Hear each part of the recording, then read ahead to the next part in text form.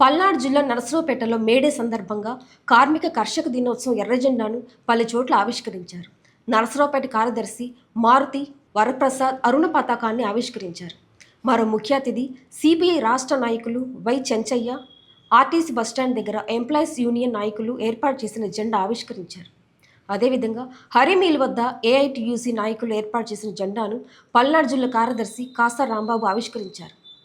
Municipal కార్యాలయం వద్ద AITUC జిల్లా ఉప ప్రధాన కార్యదర్శి ఉప్పలపాటి రంగయ్య, దీనమ్మ జెండాలను ఆవిష్కరించారు.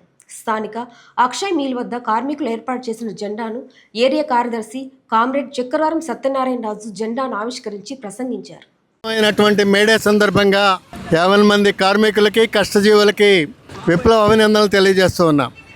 ఆర్టీసీ ఎంప్లాయీస్ యూనియన్తో నాకు ఎన్నో దశాబ్దాల అనుబంధం ఉంది.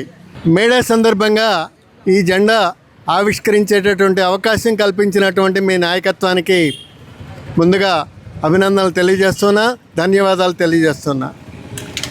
ఎన్నో సందర్భాల్లో ఎన్నో పోరాటాల్లో ఇక్కడే ఈ ఆర్టీసీ డిపో దగ్గరే అరెస్ట్ లైన్ సందర్భాలు ఉన్నాయి.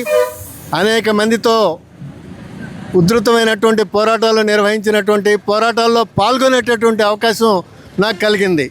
ఆ సందర్భంగా ఎన్నో కేసులు కూడా ఫస్ట్ ముద్దాయిగా ఉన్నటువంటి ప్రభుత్వం ఆనాడు మీకు అండగా వచ్చినందుకు అలాంటి కేసులు బనాయించినప్పటికీ వెనుకాడకుండా ముందుకు సాగాము.